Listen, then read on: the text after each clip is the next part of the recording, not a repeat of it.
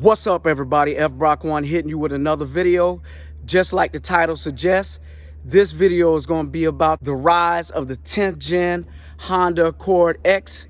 And I'm going to talk about a whole bunch of stuff that relates to my project and dealing with the online shenanigans that go on a day-to-day basis. This is a no-hater, sucker-free zone. So if you fall in that category, you can leave now. Let's go. Currently doing 120 miles an hour. He is losing up. We're at the maximum speed right now, but we're going to try to keep with him as long as.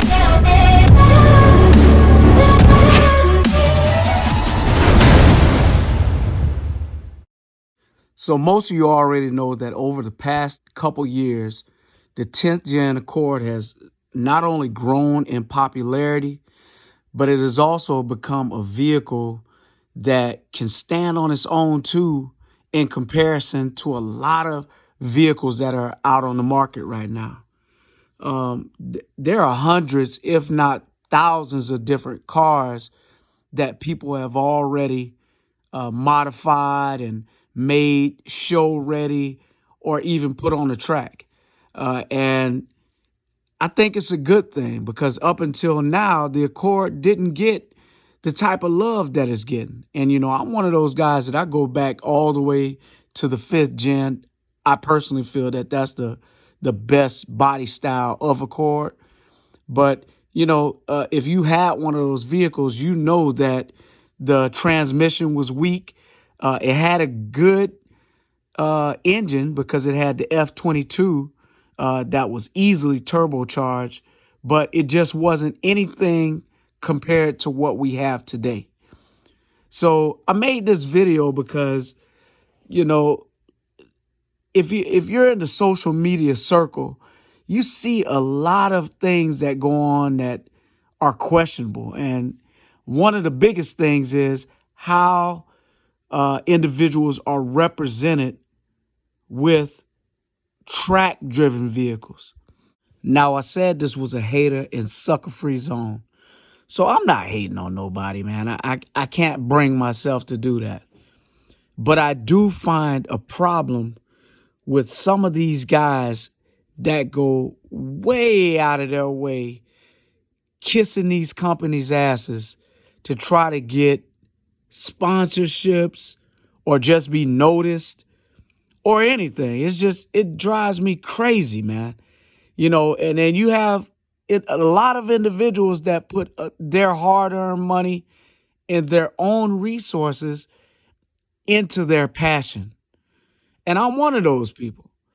So when I see other individuals like me who are trying to accomplish the same thing, going out of their way to appease these companies that are just taking their money, and that's cool. That's what their job is. They make performance parts. We pay the price.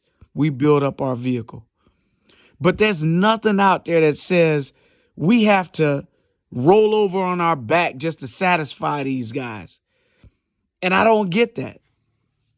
Another issue I have is with these people who, just because you came in a little bit later than those who bought the Accord X when it first came out, they feel that you didn't earn your way in discovering how to build your car to what you wanted to do.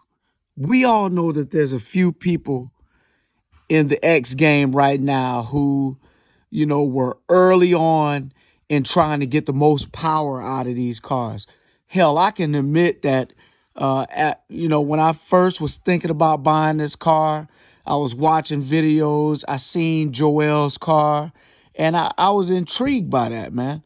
But at the same time, before I even started building my car, I knew I wanted to go a different direction than everybody else who was just following the leader. Everybody did the so-and-so's downpipe. Everybody did so-and-so's front pipe. Everybody did so-and-so's exhaust. Everybody jumped on the Type R turbo. I didn't want to do that. I wanted to be completely different. But the thing is, I just didn't know enough about turbo cars to really make those types of calls without looking into other people's builds. And now, I mean, I've only been in the game barely a year. I said I was going to aim for the top. So my goal, yes, I did want to be number one in this so-called list. But even if I came up short, I knew for a fact I was going to be in the top 3, 4, even 5 if I stayed motivated, was determined, and took routes that I seen other people not doing. So while everybody else was all hyped up and paying their money to get on the wait list for the P600 and these other turbo kits, I went with the EFR 7163. Now, looking back, I'm glad I did.